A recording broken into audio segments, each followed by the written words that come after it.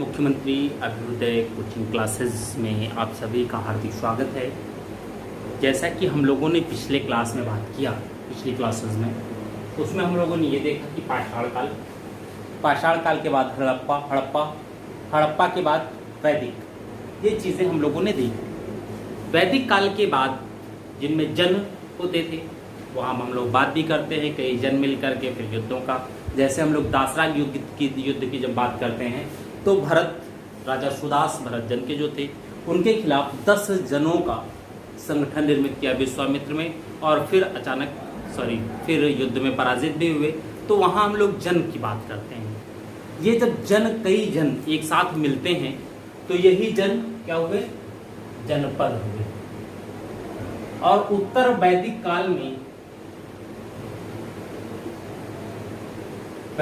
के 6ठी शताब्दी तक,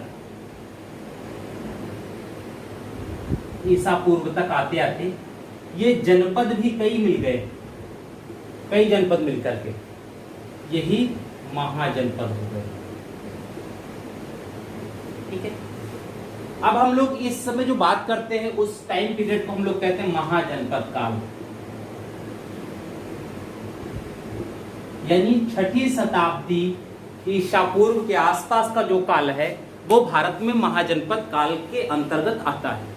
ठीक है, अब जब महाजनपद काल की बात करते हैं तो ये देखते हैं कि इनका जो उल्लेख मिलता है वो 16 महाजनपदों का मिलता है। महाजनपद का 16 महाजनपद, और इनका उल्लेख भी कहां मिला, बौद्ध ग्रंथ अंगुत्तर निकाय में, जैन ग्रंथ भगवती सूत्र में,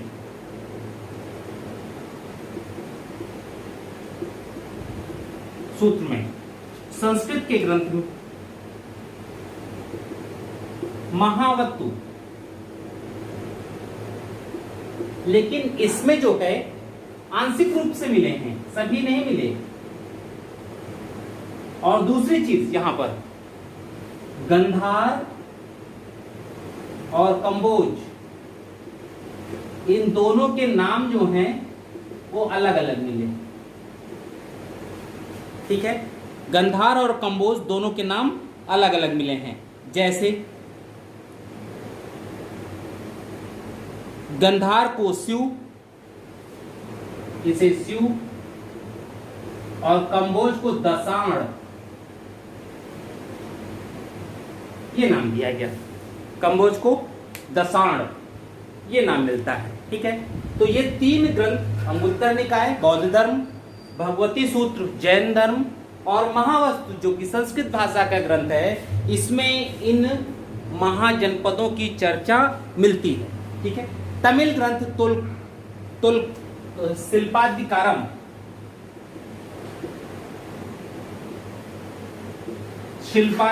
में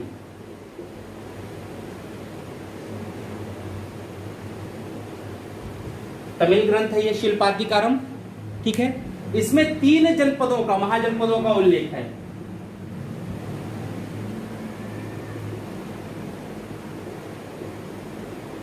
ठीक है, कौन कौन, मगध, वत्स एवं अवंती। मगध, वत्स व अवंती। देखिए, यही 3 महाजनपद ऐसे हैं जो बाद के समय तक एक दूसरे से लड़ते झगड़ते रहे। तीनों की भौगोलिक स्थिति इस प्रकार थी कि तीनों सैनिक रूप से मजबूत थे, और इसी मजबूती के कारण इनका साम्राज्य भी थोड़ा सा लंबा खींचा, और अंततः मगध ने इन दोनों को भी जीत करके अपने साम्राज्य में मिला लिया था। ठीक है, अब देखिए पाणिनि की अष्टाध्यायी,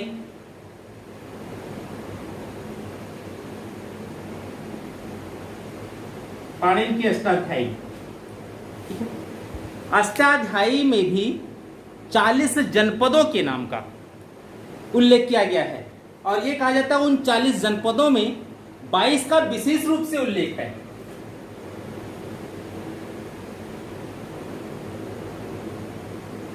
22 का विशेष उल्लेख है। यानी महाजनपदों के निर्माण से पूर्व की बात कर रहे हैं, जब जनपद सम्मिलन की प्रक्रिया में थे, कई जनपद मिलने के बाद महाजनपद हुए, यानी महाजनपदों के निर्माण से पूर्व की बात हो रही है, ऐसे समय की जब ये मिल रहे हैं और इनमें बहुत से जनपदों को वो कहते हैं अष्टाध्यायी मूला है।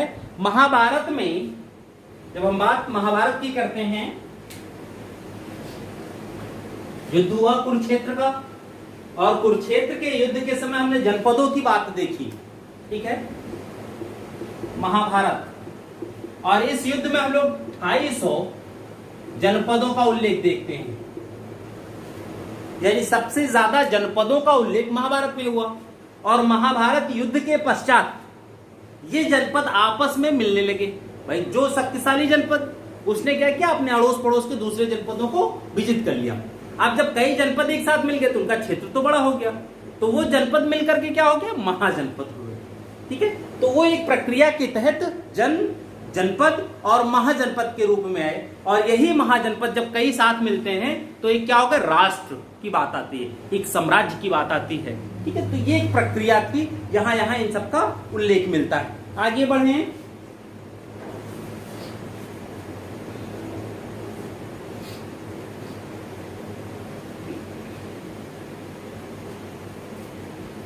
देखिए इन 16 महाजनपदों में 16 महाजनपदों में 14 महाजनपद और 2 महाजनपद। ये जो 14 महाजनपद हैं, ये कैसे हैं, राजतंत्रात्मक, और ये जो 2 हैं, ये हैं गणतंत्रात्मक। यानी 14 में ऐसे जनपद हैं, 14 महाजनपद ऐसे हैं जहां पर राजतंत्र विद्यमान है, यानी शासक है, जबकि 2 महाजनपद ऐसे हैं जहां पर गणतंत्र की बात हो रही है, वहां राजतंत्र नहीं था। अब इन 2 में कौन कौन से हैं, वज्र संघ व मल्ल महाजनपद 2। अब इन 2 को छोड़ करके अन्य जितने भी हैं 14 में, हर जगह राजतंत्रीय व्यवस्था थी, शासक होता था, शासक के ही अधीन सारी शक्तियों का संकेंद्रण था, और उन शक्तियों के माध्यम से शासक एक निरंकुश शासक भी हो सकता था, कल्याणकारी निरंकुश भी हो सकता था, अनेक प्रकार की जो भी चीजें हो सकती थी वो शासक के ऊपर, उसके ऊपर नियंत्रण की प्रक्रिया कैसी थी, वो खुद कैसा था, उसका व्यवहार कैसा था, इन सब पे निर्भर करता था और वो व्यवस्था चलती रहती थी, ठीक है। अब हुआ क्या, इन 16 में भी 4 ज्यादा शक्तिशाली थे, अन्य की अपेक्षा ज्यादा शक्तिशाली हैं। कौन, मगध, कौशल, वत्स और अवंती। ये देखिएगा, इन चारों की स्थिति ज्यादातर दोआब के बीच में ऐसे क्षेत्रों में है जहां की भूमि की उत्पादन क्षमता ज्यादा है, और अगर भूमि की उत्पादन क्षमता ज्यादा है तो स्वाभाविक है राजस्व भी ज्यादा मिलेगा। और ये चारों क्या हैं, राजतंत्र, और राजतंत्र हैं तो जरूरी है राजा योग्य होगा। अगर राजा योग्य है तो संभव है कि इनका विकास भी अच्छा हो सकता था, ठीक है। तो अब हम लोग क्या करें, 16 महाजनपदों में एक एक महाजनपद को लेकर के पहले तो उसको मैप पे देख लें कि चीजें कहाँ कहाँ थी, वहां की भौगोलिक स्थिति क्या है, वो कैसा क्षेत्र है। तो अगर ये क्षेत्र हम देख लेते हैं, उसको समझ लें, तो संभव है कि हम लोग इनके चीजों पर भी आ जाएंगे और सही से समझ में भी आ जाएगा, ठीक है। चलिए आगे बढ़ते हैं हम लोग थोड़ा सा।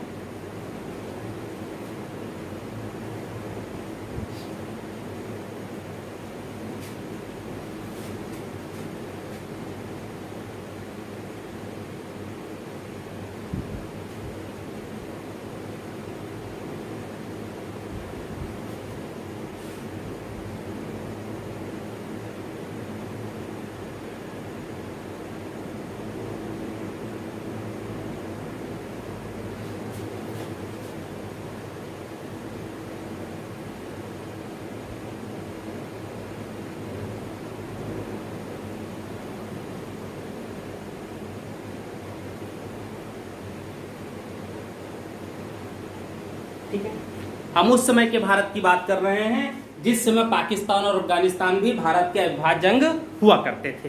ठीक है, अब देखिए सबसे पहले हम लोग इधर से चलें, कंबोज ईरान। ठीक है, कंबोज के बाद गांधार अफगानिस्तान, पाकिस्तान में कोई महाजनपद नहीं है। ठीक है, इसके बाद आ जाए हम लोग हरियाणा के पास, कुरु, ये दिल्ली हो गई। ठीक है, डी से दिल्ली आप जानते रहिएगा, उस समय दिल्ली नहीं था, ये ध्यान रखिएगा। कुरु के बाद यहां राजस्थान के पास मत्स्य। ठीक, मत्स्य के जस्ट नीचे राजस्थान में ही सूरसेन।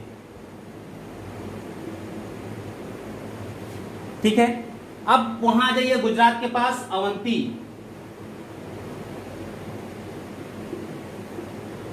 अवंती गुजरात में। अब सबसे नीचे आ जाइए गोदावरी नदी के तट पर अश्मक। ठीक है, अब फिर ऊपर बढ़िए, अवंती से दाहिने चेद।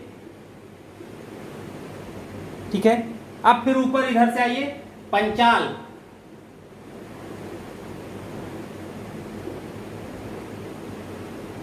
पंचाल नरेश की जब बात आती है वही द्रौपदी वाला पंचाल हैं। ठीक है, पंचाल के नीचे कौशल श्रावस्ती का। ठीक है, कौशल में ही साकेत भी था, श्रावस्ती भी थी। कौशल से नीचे वत्स, कौशाम्बी वाला क्षेत्र, इलाहाबाद कौशाम्बी वाला। ठीक है, वत्स से नीचे बनारस वाला काशी, इसी के पास काशी। ठीक है, काशी से आप आइए तो ऊपर तो मल्ल महाजनपद। ठीक है, मल्ल से नीचे आइए तो वज्ज, वज्ज से नीचे आइए मगध, मगध से नीचे आइए तो अंग। 1 2 3 4 5 6 7 8 9 10 11 12 13 14 15 16, ये 16 महाजनपद हैं। ठीक है, अब देखिए स्थिति क्या है, ये कहां है, गोदावरी नदी। ठीक, यानी गोदावरी नदी के तट पर होने से स्वाभाविक है कि यहां कुछ न कुछ तो स्थिति अच्छी रही होगी, लेकिन चूंकि पीछे साइड में है, वृष्टि छाया क्षेत्र हो सकता है, यानी अस्मक की भी आर्थिक स्थिति बहुत अच्छी नहीं रही होगी। अब ये क्षेत्र आइए, ये क्षेत्र तो ये गंगा यमुना का दोआब है, ये क्षेत्र। ठीक है, यहां जब आते हैं तो कुरु तो चलो सिंध नदी वाले पे आ जाएगा, लेकिन मत्स्य सूरसेन ये कैसे हैं, राजस्थान वाले क्षेत्र हैं, पहाड़ी क्षेत्र होंगे, व्यापार की दशाएं ठीक हो सकती हैं, लेकिन भूमि उपजाऊ नहीं रही होगी। अवंती ये व्यापारिक मार्ग पर है, व्यापार की दशाएं यहाँ बहुत अच्छी रही होंगी, गुजरात उत्पादन भी ठीक रहा होगा, यानी मजबूत हो सकता था। ये दो क्षेत्र शकुनी वाला, मामा शकुनी वाला, ये पहाड़ी क्षेत्र हैं जिस समय की बात कर रहे हैं, यानी यहाँ पर स्थिति बहुत अच्छी नहीं रही होगी, ये धीरे धीरे स्वतः ही समाप्त होने की कगार पर थे या भविष्य में समाप्त हो सकते थे। ठीक है, तो ये हैं हमारे महाजनपद। अब इन 16 महाजनपदों में स्थिति क्या थी, इनकी राजधानी कौन था, क्या था, क्षेत्र कौन से हैं, जिले वर्तमान में कौन से हैं, इसके विषय में हम लोग बात करते हैं। मैप बनाना चाहें तो आप बना सकते हैं, नहीं बनाना चाहें तो ये मैप मिल भी जाएगा आपको नेट पे, गूगल पे, वहां से आप ले सकते हैं।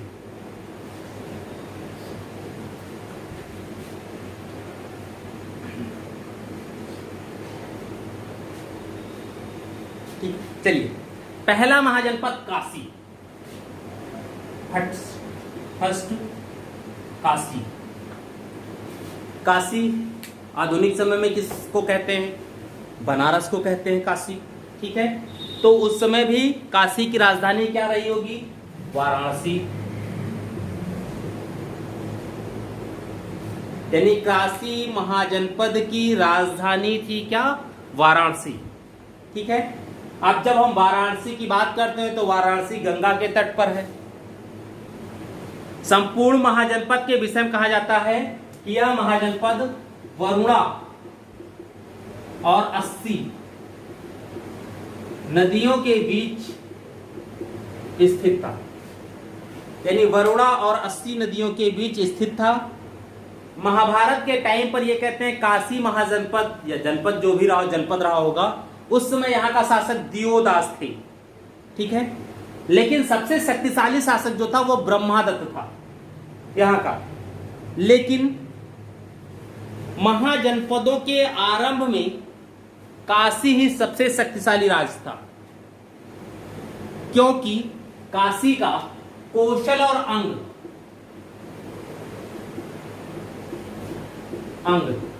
पर अधिकार था।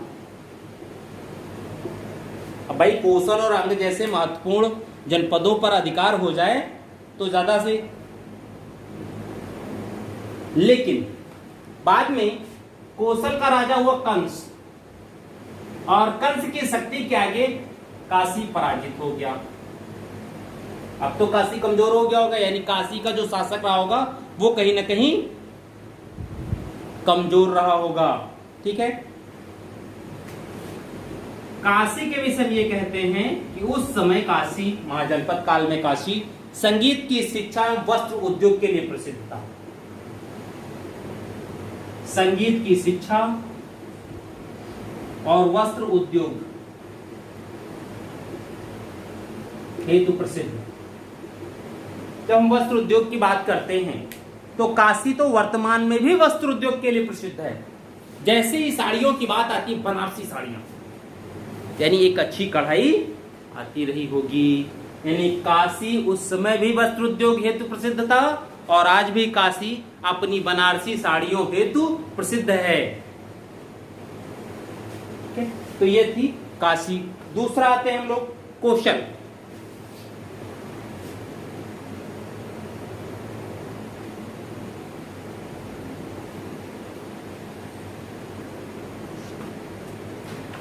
दूसरा कौशल। कौशल से तात्पर्य है श्रावस्ती, इसकी दो राजधानी श्रावस्ती और साकेत। कौशल की राजधानी श्रावस्ती। श्रावस्ती में ही सबसे ज्यादा वर्षावास बुद्ध जी के द्वारा बिताया गया, व्यतीत किया, सर्वाधिक रातें बिताई गई वर्षावास की। ठीक है, कहते हैं वर्तमान अवध का जो क्षेत्र है वही कौशल महाजनपद का निर्माण करता था। वर्तमान अवध का क्षेत्र। ठीक, अब जब वर्तमान अवध का क्षेत्र कौशल जनपद का निर्माण करता है तो इसकी स्थिति क्या हो जाएगी? एक साइड में गोमती होगी, एक तरफ राप्ती होगी, दूसरी तरफ सरयू होगी और सबसे तरफ पूर्वी तरफ सदानीरा यानी गंडक होगी। ठीक, जैसे पश्चिम फैजाबाद श्रावस्ती से पश्चिम में गोमती। ठीक है, पश्चिम में गोमती। ठीक, पश्चिम पूर्व में यानी उधर, हाँ, पूर्व में गंडक, पूर्व में गंडक, दक्षिण में सई नदी। प्रतापगढ़ इसी सई नदी के तट पर बसा हुआ है। इस सई नदी को सर्पिका या शांदिका, सर्पिका या शांदिका, आज तो बहुत गंदी हो गई है ये, शांदिका कहते थे, यानी प्रतापगढ़ सई नदी के तट पर। ठीक है, फिर शरयू श्रावस्ती जिस तट पर है, श्रावस्ती ये है राप्ती नदी के तट पर, और दूसरी राजधानी थी साकेत, ये थी सरयू नदी के तट पर। अब अगर हम देखें तो पूरा का पूरा कौशल महाजनपद नदियों के बीच में ही बसा हुआ था। और अगर कौशल महाजनपद पूर्णतः नदियों के बीच में है और नदियां इसकी सीमा का निर्धारण करती हैं, तो स्थिति क्या होगी? उपजाऊ क्षेत्र होगा। ठीक, और अगर उपजाऊ क्षेत्र है तो उत्पादन भी ज्यादा होगा। उत्पादन ज्यादा होगा तो राजस्व की मात्रा ज्यादा आएगी, राजस्व की मात्रा ज्यादा आएगी तो शांति होगा और आर्थिक रूप से राज्य समृद्ध होगा। आर्थिक रूप से समृद्ध होने का मतलब अगर योग्य शासक है तो उसके साम्राज्य का विस्तार स्वाभाविक है, होगा ही होगा। इसीलिए कंस जैसे योग्य शासक ने काशी के शासक को पराजित किया और उसके अधीनता जो थी उससे वो मुक्त हो गया। साकेत या इसी को हमें कुशावती, ठीक है। अब देखिए श्रावस्ती की आधुनिक पहचान जो है वो है महेद से। इससे जब आप श्रावस्ती जाएंगे तो दो नाम मिलते हैं, एक सहेत मिलता है, दूसरा महेत मिलता है, ठीक है। इसके अलावा वहां पर मिलता है ओझाहार स्तूप, यानी मिट्टी का काफी बड़ा ऊंचा टीला है। दूसरा है अंगुलीमाल गुफा, ठीक है। और बहुत से मंदिर हैं, जैन मंदिर, बौद्ध मंदिर, दूसरे बहुत सी चीजें हैं, ठीक है। तो श्रावस्ती की आधुनिक पहचान महेत से की जाती है। वही जेतवन विहार की पहचान सहेत से की जाती है। जेतवन एक जेत कुमार थी, कहते हैं बहुत धनाढ्य व्यक्ति थे, महात्मा बुद्ध से मिलना चाहा तो गिफ्ट के लिए उन्हें पूरा ये विहार जो था ये खरीद दिया। उसमें ये कहा गया कि जिसका था उसने बहुत सी पूंजी मांगी, उसने कहा अगर इसको रुपयों से बिछा दो, इसके ऊपर रुपए सिक्के बिछा दो तो ये हम दे देंगे।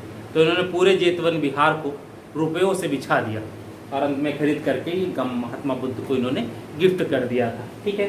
तो ये दो सहेत महेत वहां पर मिलते हैं श्रावस्ती में। अब यहाँ का जो महात्मा बुद्ध के समय शासक थे वो थे उदयन, ठीक है। सॉरी उदयन नहीं, प्रसेनजीत था। उदयन तो वहां प्रसेनजीत, राजा प्रसेनजीत, राजा प्रसेनजीत। इनके विषय में कहा जाता है कि बहुत ही शक्तिशाली और महात्मा बुद्ध के बड़े नजदीकी थे। काफी शक्तिशाली हैं, महात्मा बुद्ध के काफी नजदीकी हैं। इनके विषय में क्या है, 5 राजाओं के गुट के स्वामी हैं, 5 राजाओं के गुट के स्वामी हैं, यानी एक शक्तिशाली हैं। काफी लंबे समय तक ये शासक भी रहे। कहते हैं कि अजातशत्रु और प्रसेनजीत के मध्य 2 युद्धों का वर्णन मिलता है। एक युद्ध में प्रसेनजीत जीते और दूसरे युद्ध में अजातशत्रु जीते, ठीक है। लेकिन कहते हैं कि प्रसेनजीत ने द्वितीय युद्ध में अजातशत्रु को बंदी बना लिया था। प्रथम युद्ध अजातशत्रु, द्वितीय जो युद्ध हुआ उसमें प्रसेनजीत ने अजातशत्रु को बंदी बना लिया, लेकिन प्रसेनजीत ने अजातशत्रु से समझौता कर लिया और अपनी पुत्री वाजिरा का विवाह अजातशत्रु से किया। इन्होंने अपनी पुत्री वाजिरा का विवाह अजातशत्रु से किया। यानी अजातशत्रु क्या हो गए, प्रसेनजीत के दामाद।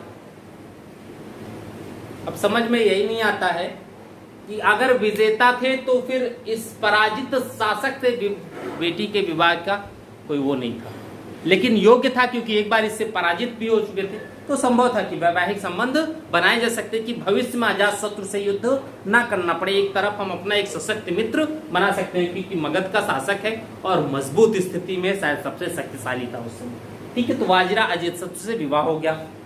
अब चूंकि ये काफी समय चल रहे थे तो इनका जो एक सामंत था, या इसको हम मंत्री भी कर सकते हैं, ठीक है, सामंत या मंत्री या प्रधानमंत्री, सॉरी प्रधानमंत्री ही कीजिए, प्रधानमंत्री नाम था दीर्घचारण। इसने क्या किया, प्रसेनजीत के खिलाफ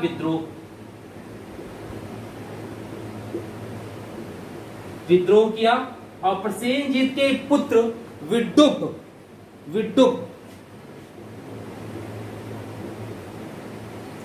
विद्युप को शासक बना दिया।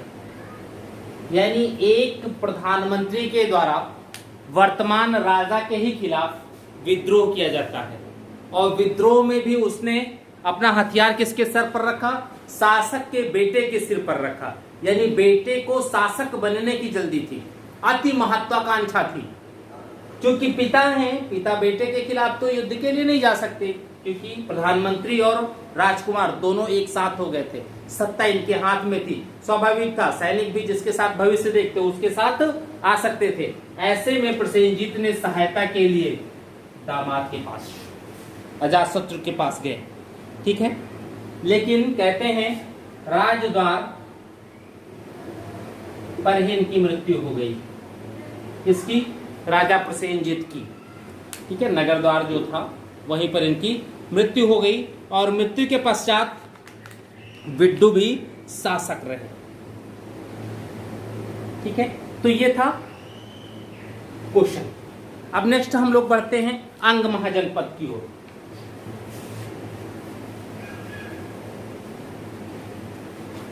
अंग महाजनपद,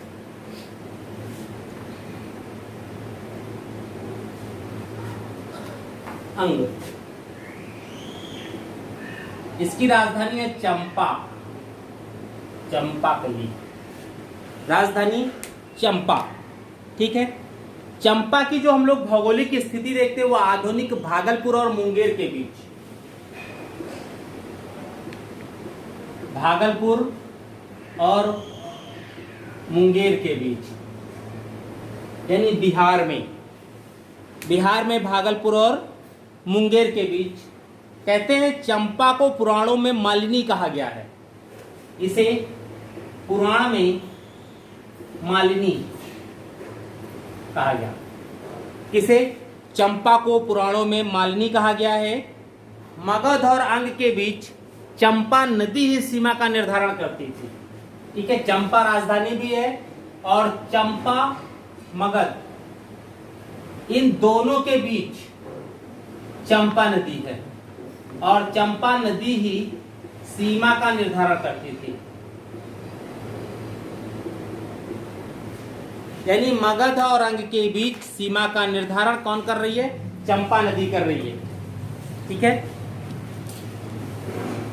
और जब अंग के शासक की बात होती है तो पहले शासक का जो उल्लेख मिलता है वो मिलता है ब्रह्मदत्त। यानी पहला शासक कौन? ब्रह्मदत्त कहते हैं। और इस ब्रह्मदत्त ने मगध के शासक भट्टी को पराजित किया और मगध के कुछ क्षेत्रों को विजित कर लिया था। यानी प्रारंभ की स्थिति में जनपद काल के समय कहीं न कहीं अंग के शासक या अंग महाजनपद, अंग जनपद मगध महाजनपद की अपेक्षा सैनिक दृष्टि से मजबूत थे, ठीक है। दूसरा, चंपा नगर के स्थापत्यकार राजगृह के महागोविंद थे। स्थापत्यकार राजगृह के महागोविंद थे। अब देखिए, स्थापत्यकार यानी चंपा नगर का निर्माण की जब बात आएगी तो उसकी पूरी रूपरेखा, डिजाइन कौन बनाएगा? महागोविंद बनाएंगे।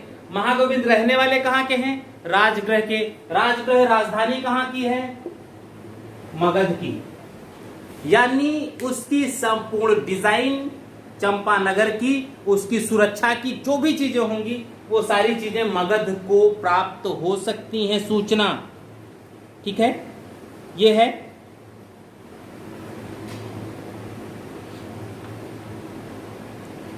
ठीक। अब देखिए दूसरा चीज है 12वें जैन तीर्थंकर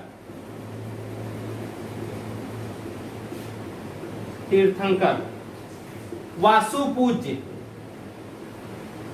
इनका जो जन्म है वो चंपा में हुआ था,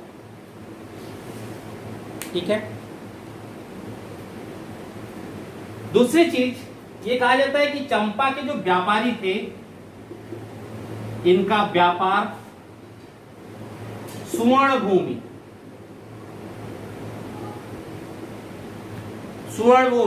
यानी ऐसी जगह है जहां से स्वर्ण मुद्राएं आती हों। कौन सी? दक्षिण पूर्व एशिया।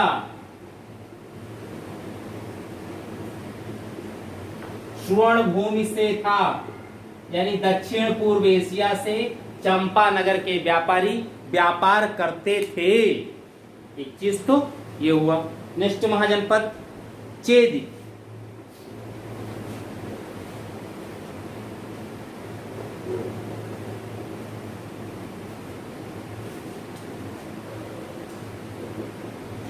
चेद, चेद महाजनपद। राजधानी है शक्तिमती या सोथिवती, सोथिवती या शक्तिमती, सोथिवती या शक्तिमती राजधानी है इसकी। ठीक है, इसके विषय में कहा जाता है कि यह आधुनिक बुंदेलखंड में था। खुद आप समझ सकते हैं, बुंदेलखंड है यानी ऐसा क्षेत्र जहां उत्पादन नहीं हो सकता, बहुत सी विपरीत दशाएं हैं लोगों के लिए। तो जब उत्पादन के संसाधन नहीं है, व्यापार कोई हो नहीं सकता, नदियां उस क्षेत्र में होती नहीं है, तो फिर ये क्या होगा? आर्थिक, सैनिक, राजनीतिक हर तरीके से कमजोर। और जब कमजोर होगा तो इस पर विजय की स्थिति ज्यादा हो सकती थी। यहाँ के शासक के विषय में जो कहा जाता है उपचर नामक शासक था, जो एक नाम मिलता है। ठीक है, ये स्थिति थी। ऐसे भौगोलिक क्षेत्र के शासक या शासन तंत्र जो है ज्यादा समय तक रहा है, जिनकी आर्थिक और राजनीतिक और सैनिक स्थिति मजबूत रही है। आर्थिक, राजनीतिक, सैनिक स्थिति मजबूत होने के पीछे जो रीजन था वो ये था, वहां की भौगोलिक स्थिति। ठीक है, अभी हम लोग जब मगध के उत्कर्ष की बात करेंगे तो उसमें हम लोग ये देखेंगे कि मगध के उत्कर्ष के पीछे जो रीजन है वो मगध के आसपास की भौगोलिक स्थिति है। मगध के आसपास की जो भौगोलिक स्थिति था, कहीं ना कहीं उस भौगोलिक स्थिति ने ही मगध के उत्कर्ष में योगदान दिया। ठीक है, दूसरा वत्स, इसकी राजधानी है कौशाम्बी। वत्स महाजनपद की राजधानी कौशाम्बी या कोशम। ये आप जानते हैं ये किस नदी के तट पर है? यमुना नदी के तट पर। ठीक है, इस कौशाम्बी को हम लोग कोशम भी कहते हैं। राज शासक यहाँ का उदयन, शासक है उदयन। उदयन भी मिलता है, उदयन भी मिलता है, दोनों नाम मिलते हैं। उदयन या उदयन दोनों नाम यहाँ मिलते हैं। ठीक है, कहते हैं यह वही पुरुजन, पौरवंशी, ऐसे पूर्व शासक जो हस्तिनापुर छोड़कर आए थे। जो हस्तिनापुर छोड़कर आए वो कहां बस गए? कौशाम्बी में। एक नया क्षेत्र बना, कौन सा? वत्स महाजनपद। ठीक है, छोड़कर आए थे। मत्स्य पुराण और वायु पुराण में वर्णित है कि हस्तिनापुर के राजा निच्छसु ने गंगा में आई बाढ़ के कारण राजधानी हस्तिनापुर से कौशाम्बी स्थानांतरित कर ली थी। कौन से दो क्षेत्र? वत्स पुराण और मत्स्य पुराण। वायु पुराण और वायु पुराण और मत्स्य पुराण। वायु पुराण और मत्स्य पुराण, इन दोनों में उल्लेख है क्या? कि हस्तिनापुर के शासक निच्छसु, हस्तिनापुर के शासक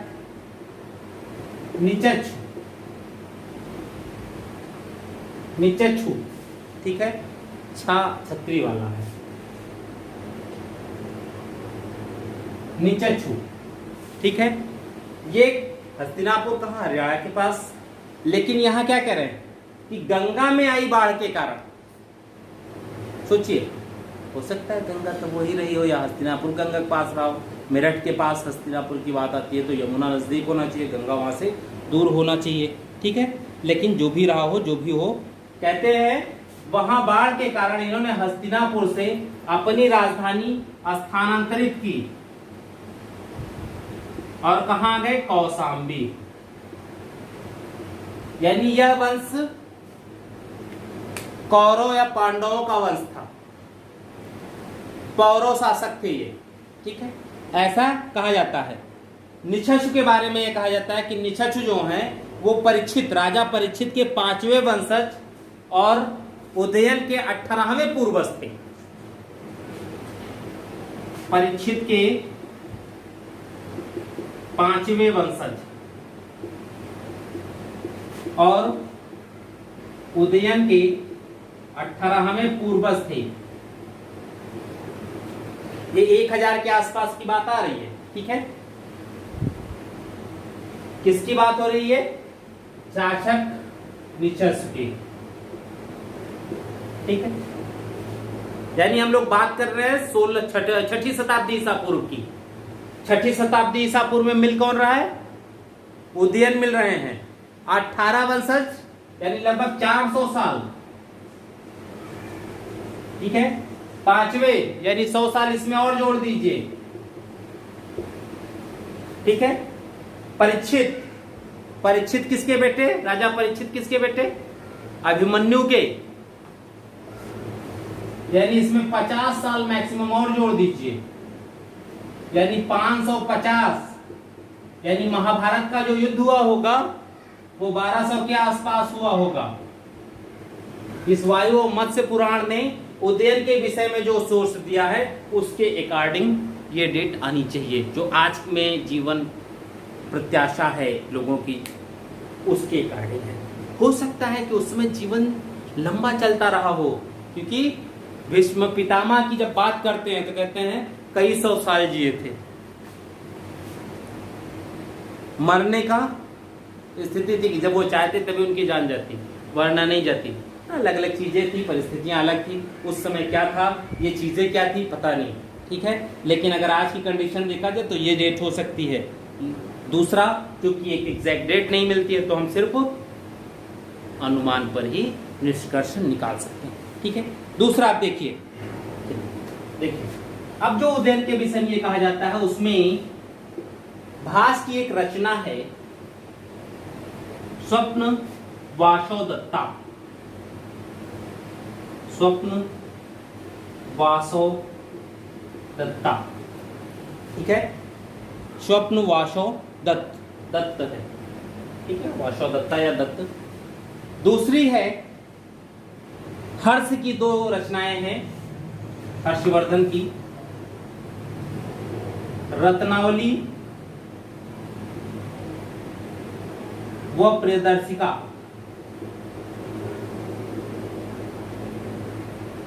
प्रियदर्शिका, ठीक है। खारवेल का एक गुफा अभिलेख है, ठीक है। खारवेल का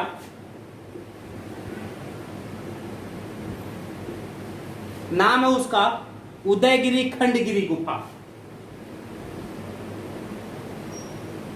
उदयगिरी व खंडगिरी गुफा, इन सभी में उदयन का उल्लेख है। और उल्लेख भी किस लिए? उसमें यह कहा जाता है कि उदयन जो है ये मगध के शासक अजातशत्रु और अवंती के शासक चंड प्रद्योत, अवंती के शासक चंड प्रद्योत, अवंती के शासक चंड प्रद्योत, इन दोनों के बीच जब युद्ध होता था तो सुलहकार की भूमिका निभाते थे, मध्यस्थ की भूमिका निभाते थे और दोनों के बीच सुलह सपाटा कर करके मामला खत्म कर देते थे। भाई योग्यता थी तभी तो। अचानक चंड प्रद्योत को पता नहीं क्या सूझा कि उन्होंने उदयन को बंदी बना लिया, और जब उदयन को बंदी बना लिया तो उन्होंने बंदी बनाने के बाद उदयन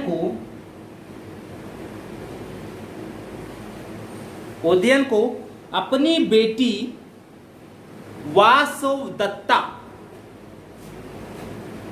पुत्री वासोदत्ता का संगीत शिक्षक नियुक्त कर दिया। एक शासक को आप अपनी पुत्री का संगीत शिक्षक नियुक्त करेंगे तो बवाल तो होगा ही होगा, ठीक है। कहते हैं संगीत शिक्षक नियुक्त किया था। उदयन ने संगीत पढ़ाते पढ़ाते प्रेम की पाठशाला पढ़ा दी और दोनों में हो गया प्रेम। और जब प्रेम हुआ तो अब अवंती में रह करके तो कुछ हो नहीं सकता था, इसलिए अब भाई पुत्री तो प्रेम में पागल है, वो तो फरार भी होना चाहती है। संगीत चल के अब यहां पढ़ेंगे कौशाम्बी में, क्या अवंती में पढ़ें। वो उसको उदयन लेकर के भागे कौशाम्बी। ठीक है, तो वो जो प्रेम की पूरी कहानी है, वही प्रेम की कहानी स्वप्न वासोदत्ता, रत्नावली, प्रियदर्शिका और खारवेल के उदयगिरी और खंडगिरी गुफाओं में उसकी पूरी उल्लेख किया गया है। ठीक, तो उदयन तो यहां है। अब आगे देखिए क्या है। काबिल शासक थे।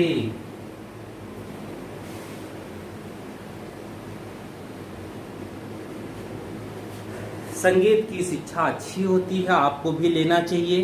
काश कोई पिता ऐसे हों जो आपको भी संगीत का शिक्षक नियुक्त कर दें। ठीक है, कहा जाता है कि कौशाम्बी में पुरुष मेध यज्ञ किया गया था, यह माना जाता है, लेकिन वत्स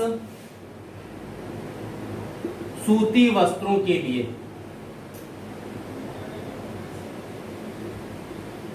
सूती वस्त्रों के लिए प्रसिद्ध था। ठीक है, सूती वस्त्र उत्पादित होते थे, सूती वस्त्र बनते रहे। अब नहीं बनते हैं कौशाम्बी में, लेकिन उस समय सूती वस्त्र बनते रहे होंगे। चूंकि व्यापारिक मार्ग पर है, नदियां हैं, यमुना जैसी नदी है, व्यापार भी यहां से अच्छा रहा होगा, यानी आय के संसाधन रहे होंगे। ठीक है, दूसरा भाग्य संघ। यह भाग्य संघ यमुना एवं सोन नदियों की, यमुना व सोन नदी के मध्य, यमुना व सोन नदी के मध्य विंध्य क्षेत्र,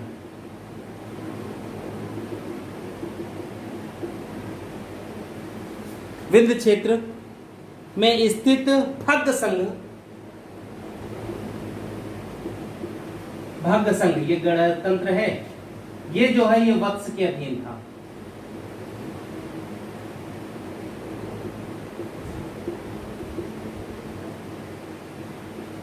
ठीक है, जब हम 16 जब गणतंत्रों की बात करते हैं छोटे छोटे, तो उसमें बहुत से आएंगे। ठीक है, यानी ये इनके अधीन है। नेक्स्ट पढ़िए।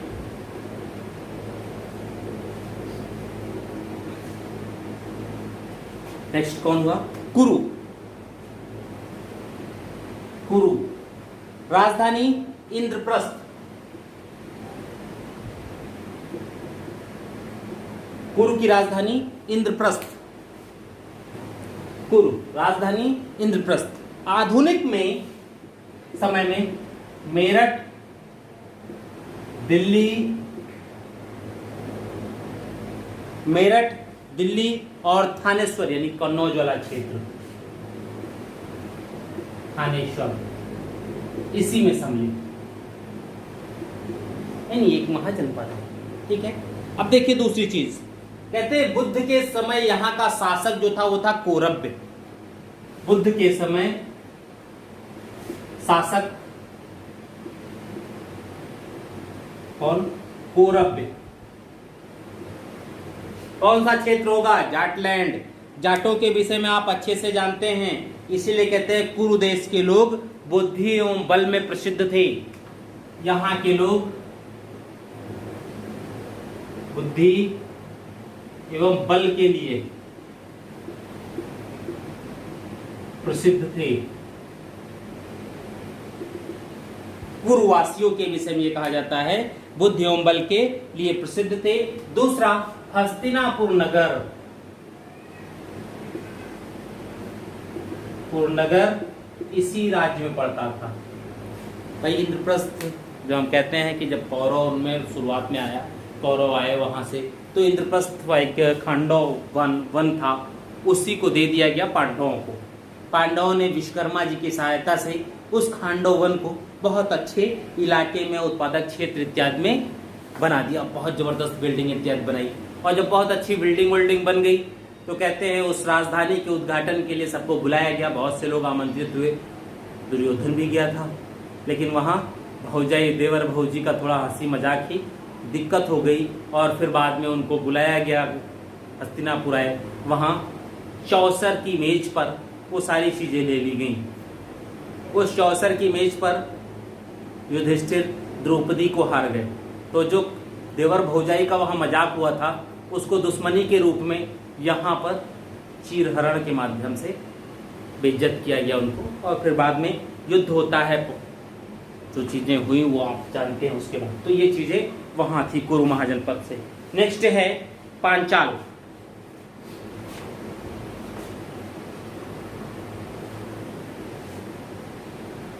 पांचाल,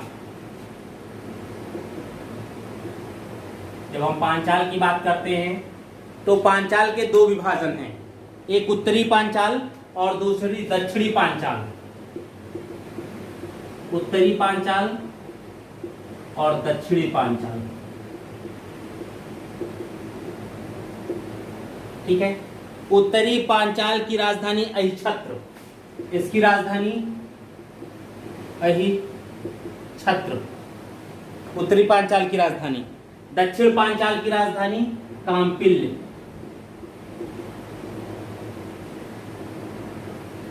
ठीक है। दक्षिण की राजधानी काम्पिल्य।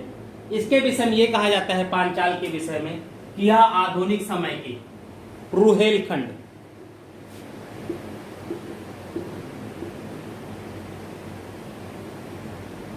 रुहेलखंड, आधुनिक समय के रुहेलखंड, जिसमें बरेली, बदायूं, फर्रुखाबाद, बरेली, बदायूं और फर्रुखाबाद,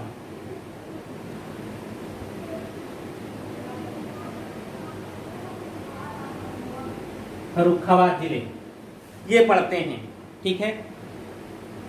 कन्नौज नगर इसी में पड़ता था, पांचाल में ही, ठीक है, इसी राज्य में पड़ता था। चुलानी दत्त ब्रह्मदत्त, चुलानी ब्रह्मदत्त यहाँ का शासक है बौद्ध काल में, नाम चुलानी ब्रह्मदत्त यहाँ के शासक हैं। किस समय? बौद्ध, महात्मा बुद्ध के समय, ठीक है। 6ठी शताब्दी ईसा पूर्व में कुरु और पांचाल संघ राज्य थे। 6ठी शताब्दी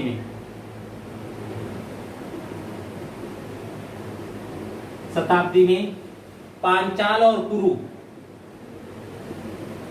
और पांचाल ये संघ राज्य हैं, कई राज्यों के समूह के रूप में थे ये, ठीक है। तो ये पांचाल। नेक्स्ट राज्य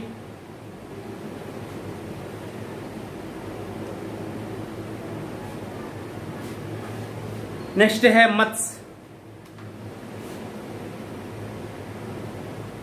मत्स्य महाजनपद। नेक्स्ट मत्स्य महाजनपद, इनकी राजधानी है विराटनगर।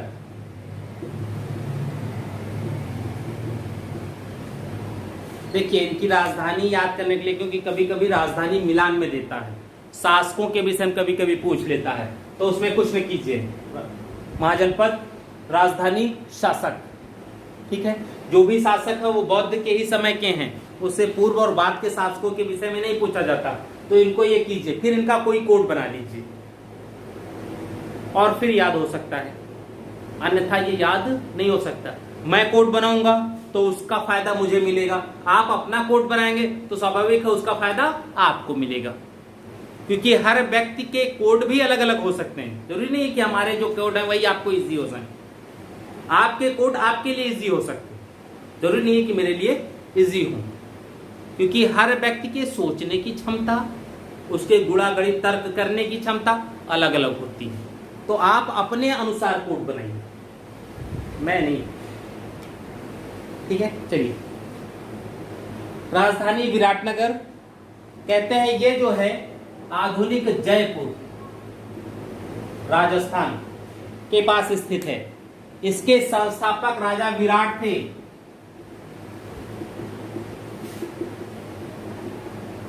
विराट, कोहली नहीं है, विराट हैं, ठीक है। कहते हैं कि बौद्ध स्रोतों के अनुसार मत्स्य और सूरसेनों को एक साथ जोड़ करके देखा जा रहा है। बौद्ध स्रोत,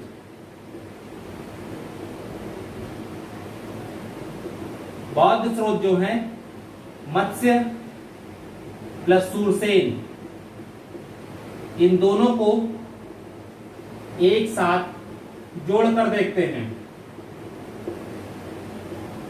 ये महाजनपद अलग अलग नहीं थे बल्कि एक ही साथ थे। ठीक है, जो भी रहा हो, लेकिन वर्तमान में ये चीजें हैं। ठीक है, नेक्स्ट महाजनपद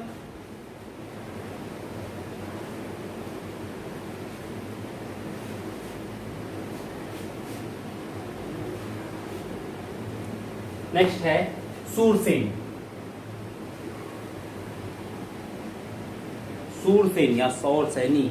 ठीक है, राजधानी थी इसकी मथुरा।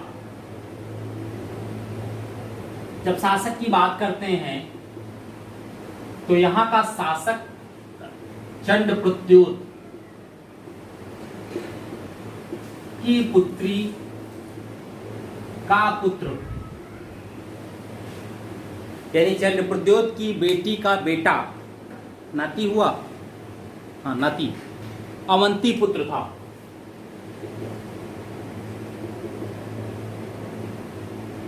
अवंती पुत्र।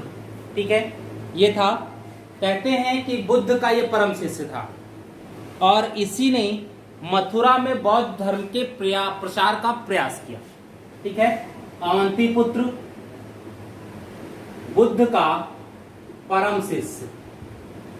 और अगर ये बुद्ध का परम शिष्य है और मथुरा का शासक है तो क्या करेगा? मथुरा में बौद्ध धर्म के प्रसार के लिए प्रयास किया। ठीक है, किसने? चंद्रप्रद्योत के नाती अवंती पुत्र, जो कि शूरसेन का शासक था, वह बौद्ध धर्म का अनुयायी होने के साथ साथ बौद्ध महात्मा बुद्ध का परम शिष्य भी था और उसने अपने क्षेत्र में यानी अपने रजवाड़े में बौद्ध धर्म के प्रसार के लिए उसने प्रयत्न किया। नेक्स्ट है अस्मक। अस्मक, यहां की राजधानी है पोतन या पोटिल। राजधानी पोतन या पोटिल, पोतन या पोटिल। इसको कहते हैं आधुनिक समय में इसका नाम कहते हैं बोधन। बोधन। ठीक है, जब हम अस्मक की बात करते हैं तो अस्मक भी दो पार्ट में है। सॉरी, अस्मक नहीं है, अवंती दो पार्ट में है। ठीक है, अस्मक, इसके विषय में ये कहते हैं, जैसा कि हम लोगों ने मैप में देखा था, गोदावरी नदी के तट पर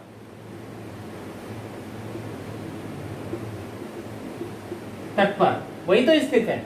दूसरा, दक्षिण भारत में एकमात्र स्थित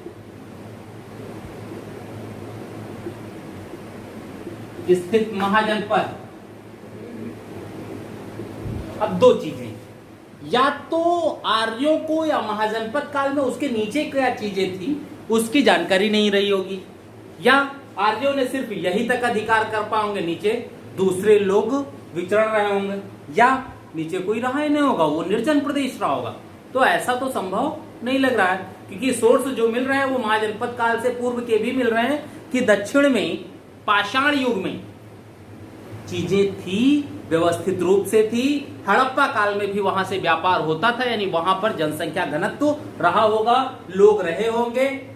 आर्यों को जानकारी नहीं थी, आर्यों की व्यवस्था जो स्थापित हो सकती थी वो चीजें वहां नहीं थी।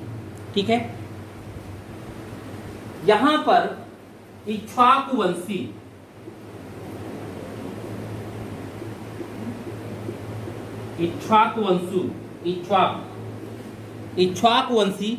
शासकों का शासन था। शासक शासन करते थे, इक्ष्वाकु कुल के शासक शासन करते थे। इनकी राजधानी पोतन, पोटिल या प्रतिष्ठान थी। ठीक है, कहते हैं यहां के राजा अरुण ने कलिंग जीता था। कलिंग एक बार अशोक भी जीतते हैं, कहते हैं कलिंग जीतने के बाद अशोक ने युद्ध ही छोड़ दिया। ठीक है, दूसरा अदम ये प्रदेश क्षेत्र पड़ता है महाराष्ट्र में। यहां से एक मुहर मिली जिस पर अस्मक नाम उत्कीर्ण है। आदम से प्राप्त एक मुहर पर अस्मक नाम उत्कीर्ण मिलता है, अर्थात अस्मक जनपद रहा होगा, सोर्स भी मिल रहे हैं। ठीक है, नेक्स्ट आते हैं हम लोग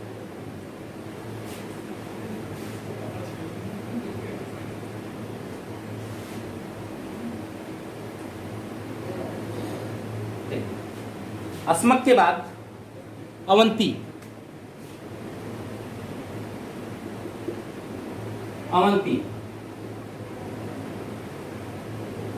अस्मक के बाद अवंती।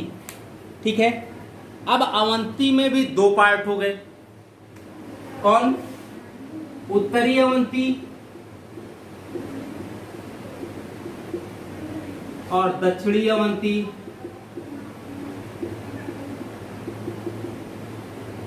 उत्तरी अवंती और दक्षिणी अवंती। उत्तरी अवंती की राजधानी है उज्जैन, महाकाल। ठीक है, उज्जैन। और दक्षिणी राजधानी है, दक्षिण अवंती की राजधानी महिष्मती। नाम अच्छे सुना होगा, ये वही महिष्मती है, बाहुबली वाली। ठीक है, या आधुनिक समय में इसको माहेश्वर कहते हैं। ठीक है, अब ये कहते हैं इन दोनों राजधानियों के बीच में वेत्रवती नदी प्रवाहित होती थी। इन दोनों के बीच में वेत्रवती नदी प्रवाहित होती थी, यानी दोनों को अलग करने का काम ये नदी कर रही है। ठीक है, शासक यहां में कहते हैं चंड प्रद्योत। ठीक है, चंड प्रद्योत महासेन।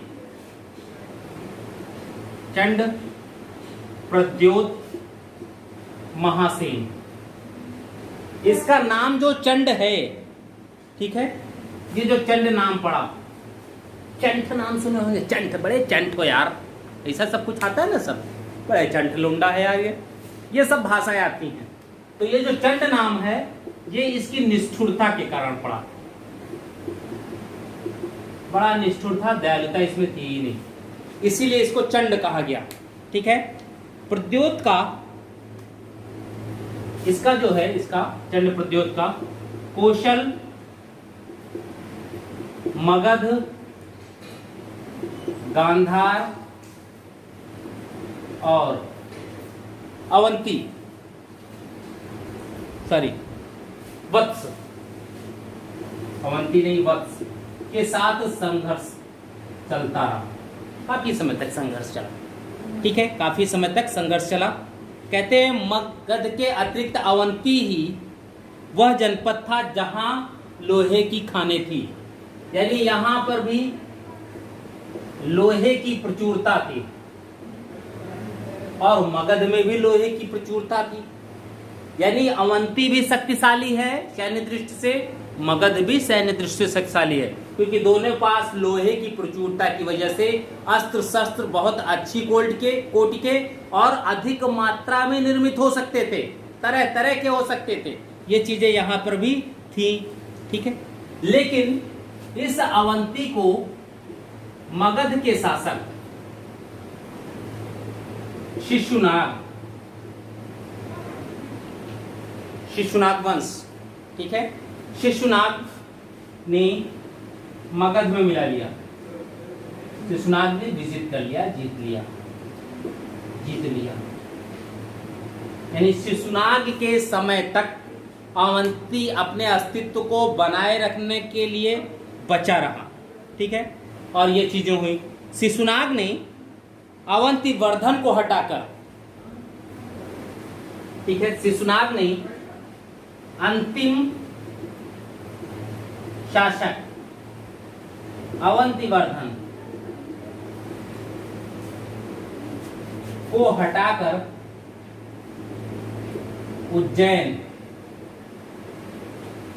उज्जैन, ठीक है, के सिंहासन पर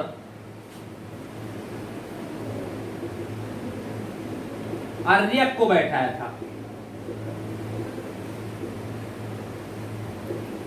यानी विजित करने के बाद उसने क्या किया, अपने अधीनस्थ किसी व्यक्ति को बैठाया, और जब अधीनस्थ व्यक्ति होगा तो संपूर्ण का संपूर्ण क्षेत्र हमारे अधीन रहेगा। दूरी की वजह से स्वतंत्रता की प्रवृत्ति भी रहेगी, लेकिन जब कोई हमारा अपना आदमी बैठ जाए तो स्वतंत्र होने की प्रवृत्ति कम हो जाती है, उस क्षेत्र पर नियंत्रण ज्यादा हो जाएगा। ठीक है, आगे बढ़ते हैं हम लोग।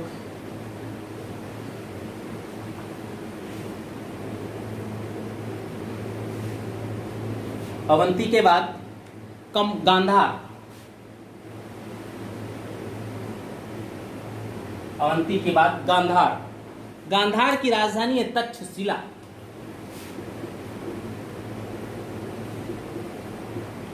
महाभारत में शकुनी जो हैं वो यहीं की थी, यहीं के थे।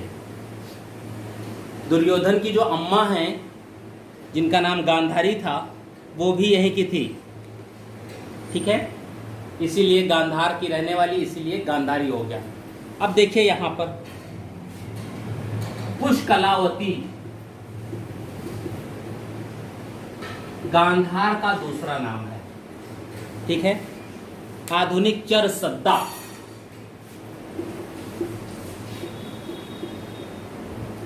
आधुनिक चरसद्दा ये आधुनिक समय में है नाम, आधुनिक नाम चरसद्दा, ये वहां का है। ठीक है, अब ये होता है कि ये नाम क्यों पड़ा पुष्कलावती में, ये वाला साल। ठीक है, कहते हैं भारत के पुत्र पुष्कर, भारत के पुत्र पुष्कर ने ही इस नगर को बसाया था, और जब भारत के पुत्र पुष्कर ने बसाया तभी नाम इसका पड़ गया पुष्कलावती। ठीक है, दूसरा कहते हैं गांधार के शासक पुक्कुसाती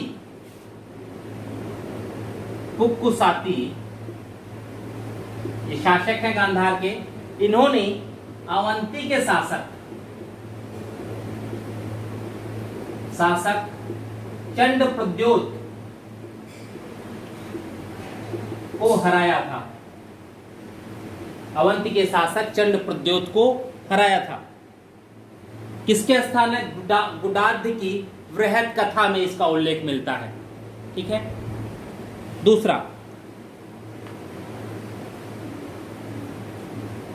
पुक्कुसाती पैदल चलकर बुद्ध के दर्शन हेतु गया था, यानी ये भी महात्मा बुद्ध का अनुयायी था, बुद्ध को अच्छे से मानता था, ईश्वर के रूप में मान रहा है, मसीहा के रूप में मान रहा है, जो भी चीजें हों वो चीजें थी। ठीक है, इसके विषय में कहा जाता है कि इसने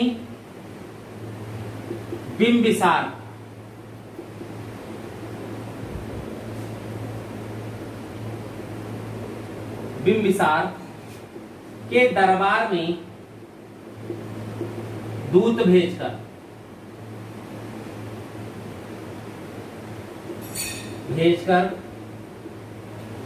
सहायता की मांग की थी। ठीक है, या मदद मांगी थी, यानी गांधार भी बहुत शक्तिशाली तो नहीं, लेकिन बहुत कमजोर भी नहीं था, अच्छी स्थिति में था। ठीक है, नेक्स्ट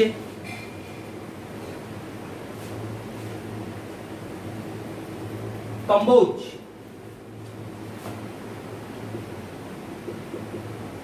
सबसे लास्ट का, अगर हम उत्तर की बात करें, वो भी पूर्वोत्तर की, पश्चिमोत्तर सीमाने की, तो पश्चिमोत्तर में सबसे राज का महाजनपद, राजधानी इसकी है राजपुर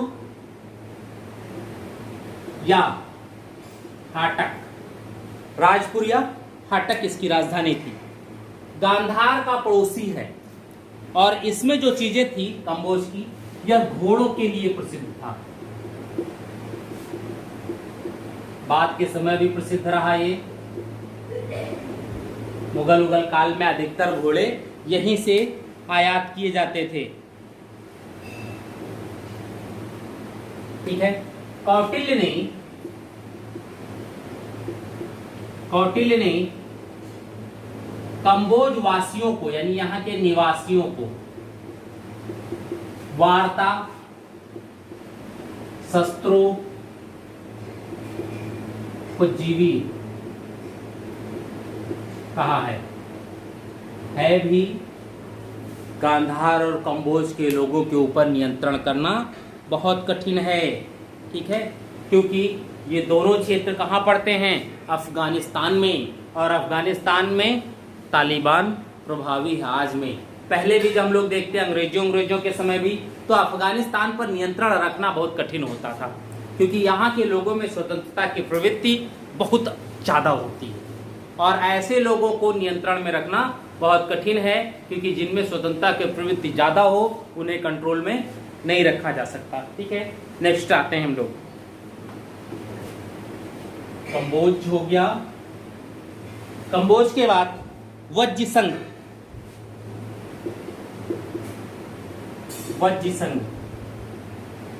संघ की बात आ रही है, यानी राजधानी क्या हो, वो स्थिति क्या होगी? गणतंत्रीय। राजधानी है वैशाली, बिहार। ठीक है, आधुनिक बसाड़ कहते हैं। वैशाली लिच्छवियों की भी राजधानी थी।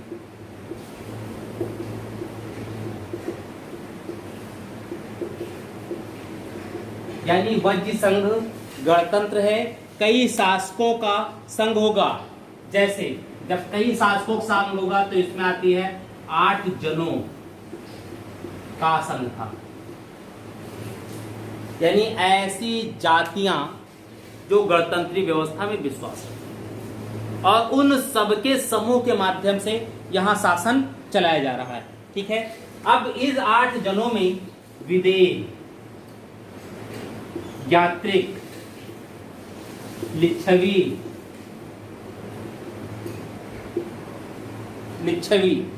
ठीक है, एवं वज्र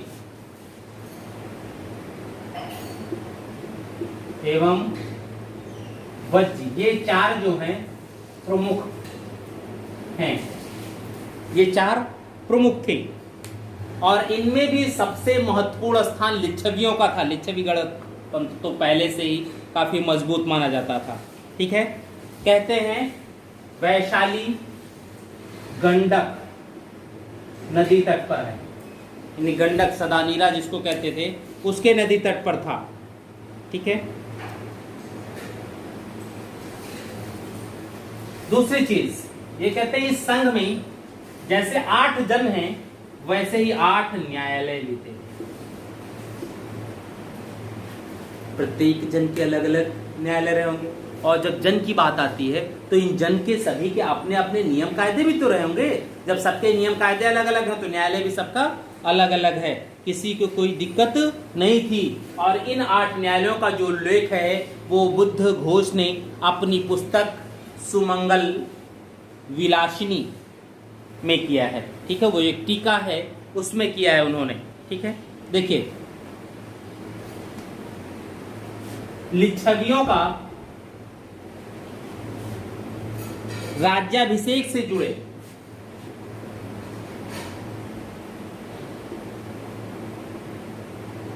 तालाब पाए गए हैं। लिच्छवियों के राज्याभिषेक से जुड़े तालाब पाए गए हैं। तो वज्र संघ एक गणतंत्रीय व्यवस्था, 2 ही गणतंत्र जिनमें से वज्र संघ। ठीक है,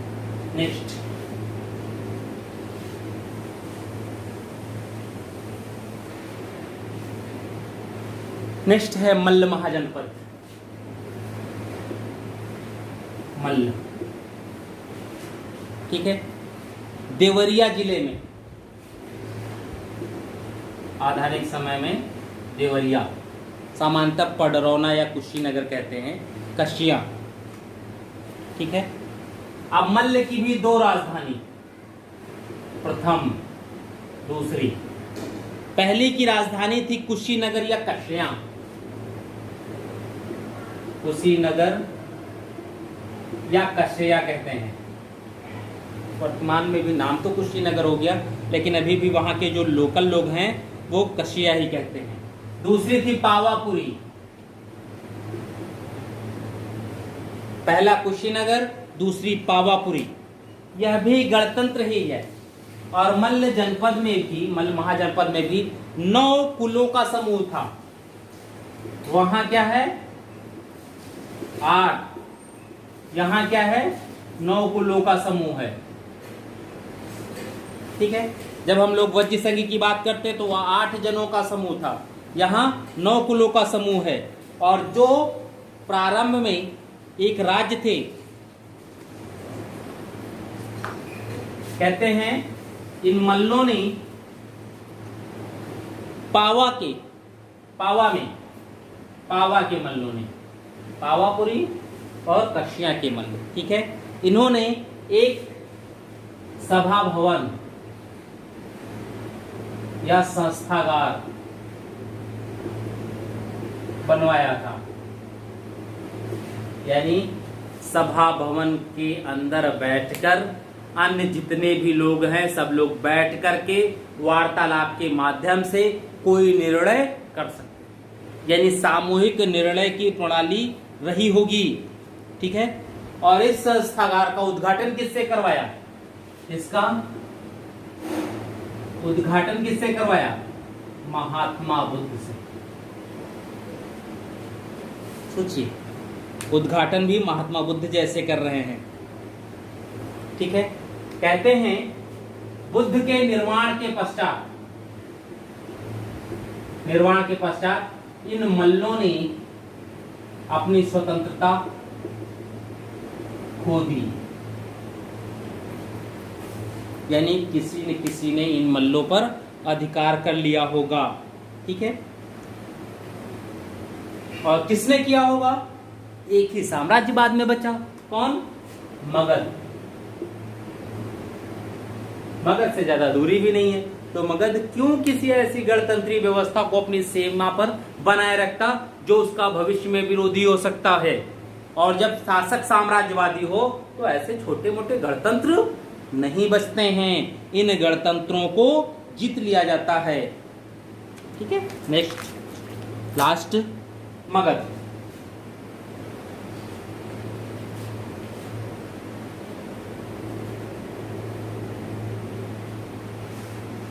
लास्ट है मगध। सबसे बाद में इसलिए क्योंकि यहीं से महाजनपदों के बाद एक साम्राज्य का उत्थान प्रारंभ होता है। वो साम्राज्य कौन? मगध। ठीक है, लेकिन मगध के बाद हम लोग थोड़ा सा मगध के विषय में समझेंगे, अभी शासकों के विषय में नहीं आना। मगध के बाद हम लोग एक बात करेंगे, कुछ ऐसे गणतंत्र थे 10 गणराज्य बुद्ध काल में जिनके विषय में प्रश्न पूछे गए हैं। उन गणराज्यों की, वो गणराज्य कौन कौन से थे, तो हम लोग सिर्फ एक गणराज्यों की नाम और उनका स्थान वो मिलेगा उसके विषय में बात कर लेते हैं। ठीक है, प्रारंभिक राजधानी जो है इसकी गिरिब्रज है। किसकी? मगध की। दूसरी पाटलिपुत्र, हम लोग अभी जब मगध पढ़ेंगे तब आएंगे। तीसरी वैशाली। ये समय समय पर परिवर्तित होते रहे और लास्ट में पाटलिपुत्र ही इसकी एकमात्र राजधानी रह गई है। थोड़े थोड़े समय के समय आए, जैसे प्रारंभ में गिरिब्रज, बाद में कालाशोक के समय वैशाली और फिर पाटलिपुत्र, तो हमेशा फिर पाटलिपुत्र के बाद पाटलिपुत्र ही राजधानी हो गई। ठीक है, अगर इसकी लोकेशन देखें तो आधुनिक समय में पटना, गया और शाहाबाद, ये 3 थी। बाद में तो भैया बहुत से चीजों को जीत लिया, उन चीजों की स्थिति में है। ठीक है, अब देखिए इसके उत्तर में कहां? इस राजधानी के उत्तर में गंगा, पश्चिम में सोन,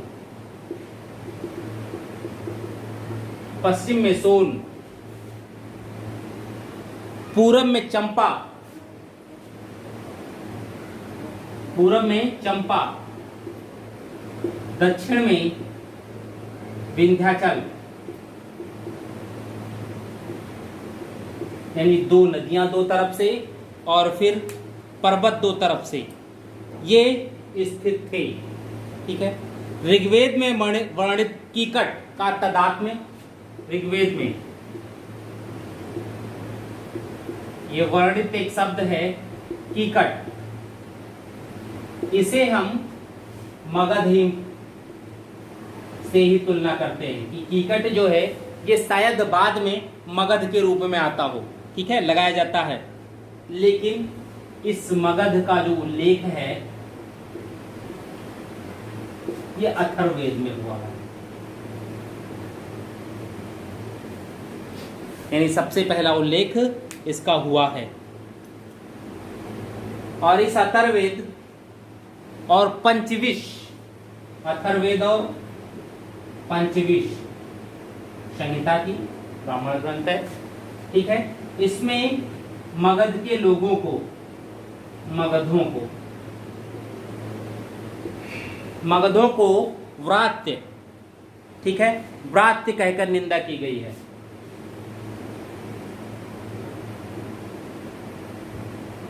निंदा की गई है।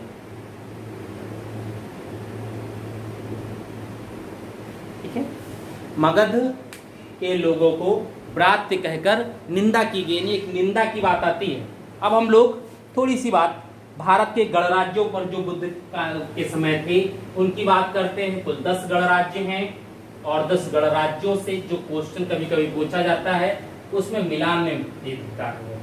ठीक है, 2016 के शायद पीजीटी में इसमें से क्वेश्चन पूछा गया था। और ये कहते हैं बुद्ध के समय गंगा घाटी में कुल 10 गणराज्य थे। ठीक है, पहला कुल 10 गणराज्य हैं। पहला कपिलवस्तु के शाक्य,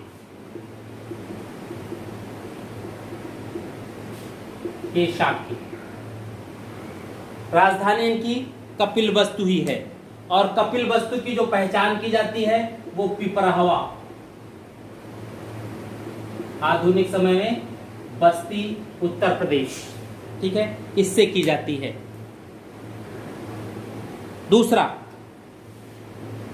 सुमसुमारगिर पर्वत के भग्न,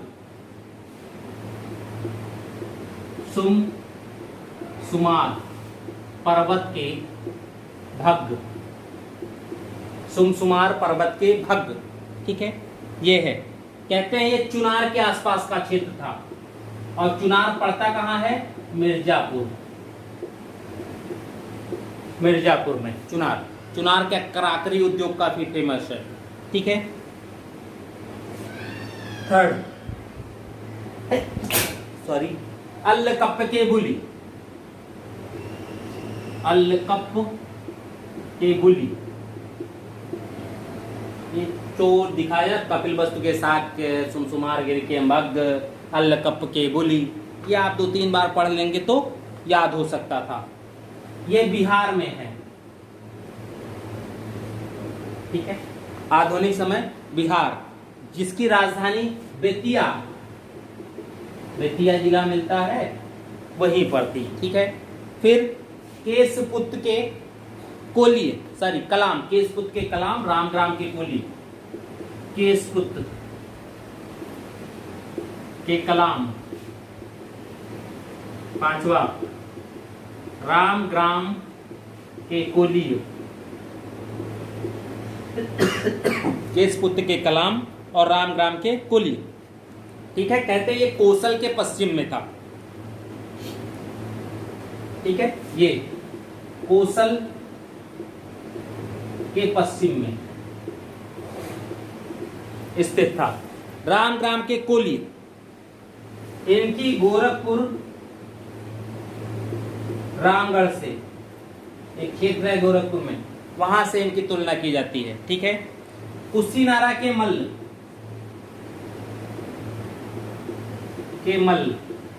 कुशीनगर,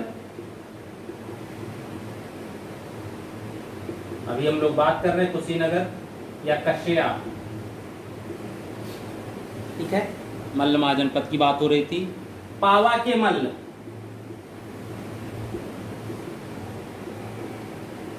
पावापुरी, ठीक है, पावापुरी। आधुनिक समय में पडरौना, एकदम किनारे का क्षेत्र पड़ता है, ठीक है, पडरौना। पिप्पलबनी के मोरिय,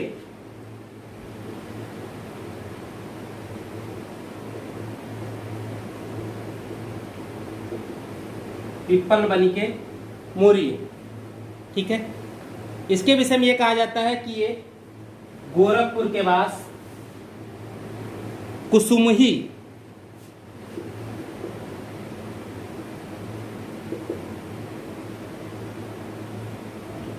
गोरखपुर के पास कुसुमही, ठीक है, स्थापित किया जाता है। नेक्स्ट 9वां, वैशाली के लिच्छवी, सबसे शक्तिशाली वैशाली के लिच्छव, बिहार में लिच्छवी, ठीक है। इसके विषय में कहते हैं 36 राज्यों के विशाल संघ के नेता थे और काफी मजबूत स्थिति में। लास्ट है 10वां, मिथिला के विदेह, ये भी बिहार में ही पड़ता है और ये वही विदेह है जिसका भागलपुर और दरभंगा, भागलपुर एवं दरभंगा, ठीक है, विदेह यानी राजा जनक वाला है ये, ठीक है।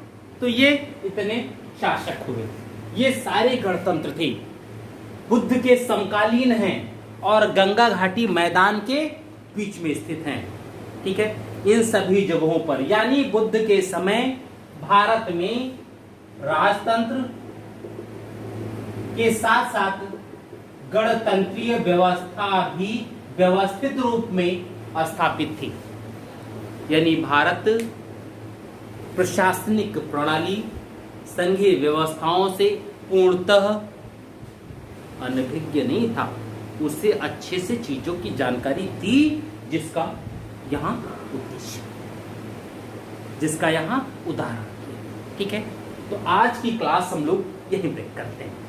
नेक्स्ट क्लास में जो हम लोगों की होगी वो होगा मगध से, कि मगध का उत्कर्ष कैसे हुआ, ठीक है।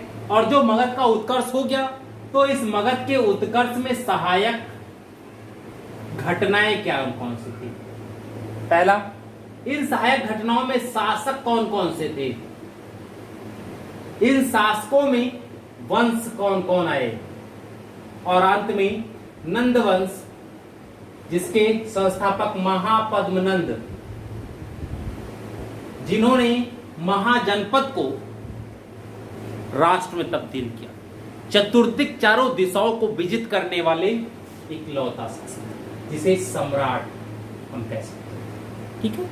एक उनकी बात आती है, वो चीजें हुई तो ये चीजें, ठीक है। आज की क्लास हम लोग यही समाप्त करते हैं। नेक्स्ट क्लास में हम लोग मगध महाजनपद के उत्कर्ष के कारण और फिर उन शासकों की स्थिति, कौन कौन से वंश है, यानी यहां से स्टार्ट करना उत्कर्ष से और मौर्य साम्राज्य तक ले जाकर के नेक्स्ट क्लास, ठीक है। आज की क्लास को ज्वाइन करने के लिए, देखने के लिए आप सभी का बहुत बहुत धन्यवाद।